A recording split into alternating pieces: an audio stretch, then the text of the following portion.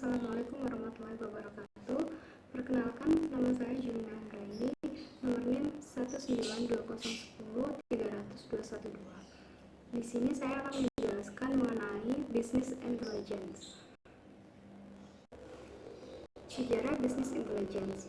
Istilah business intelligence sendiri pertama kali ditemukan oleh Richard Melody Vance pada tahun 1865 dalam Encyclopedia of Commercial and Business Anecdote. Richard menggunakan istilah ini untuk menjelaskan bagaimana seorang bankir, Sir Henry Furniss, mendapatkan profit dengan memainkan informasi tentang lingkungannya sebelum kompetitornya. Kemampuan yang dimiliki Furniss dalam mengumpulkan dan bereaksi berdasarkan informasi yang diterima sampai sekarang masih menjadi jantung dari business intelligence. Lalu pada tahun 1958, peneliti dari IBM, Hans Peter Lund, menggunakan istilah intelligent business. Hans mendefinisikan intelijen sebagai kemampuan dalam mengerti dan memahami suatu hubungan timbal balik antara fakta-fakta yang disajikan sedemikian rupa menjadi suatu landasan dalam bertindak untuk mencapai tujuan yang dikehendaki.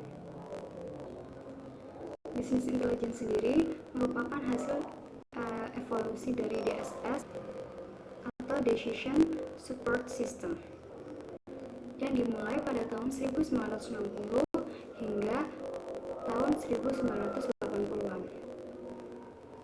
Sekitar tahun 1980-an, mulai dari DSS, IS, Data Warehouse, OLAP, dan Business Intelligence mulai menjadi perhatian dan menjadi satu kesatuan sistem.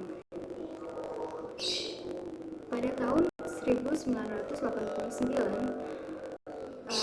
sebuah artikel terbitan Gartner, Howard Dresner menggunakan istilah business intelligence yang menggambarkan ini sebagai perangkat, konsep, dan metode yang berguna untuk meningkatkan kemampuan pembuatan keputusan dengan bantuan sistem yang berbasiskan fakta atau realita yang terjadi.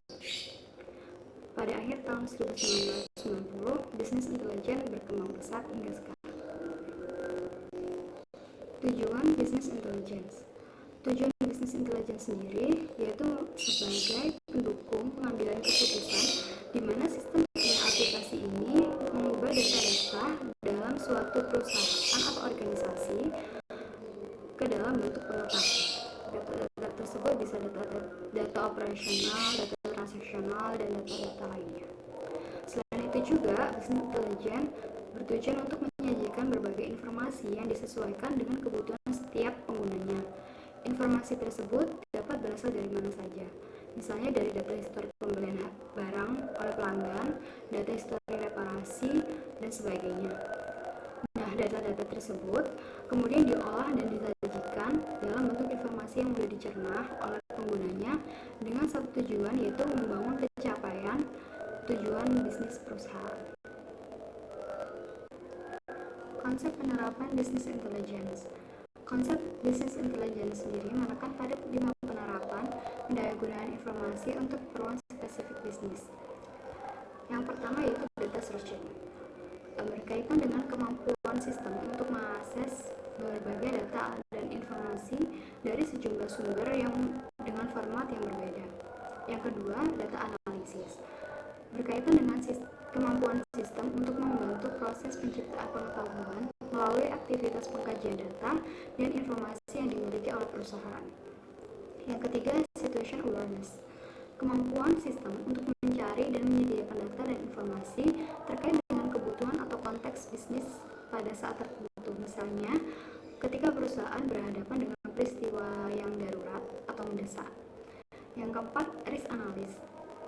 Risk analysis ini kemampuan sistem untuk melakukan kalkulasi rasio yang akan dilihat perusahaan terhadap berbagai kecenderungan atau kemungkinan yang dapat terjadi sehubungan dengan kondisi tertentu.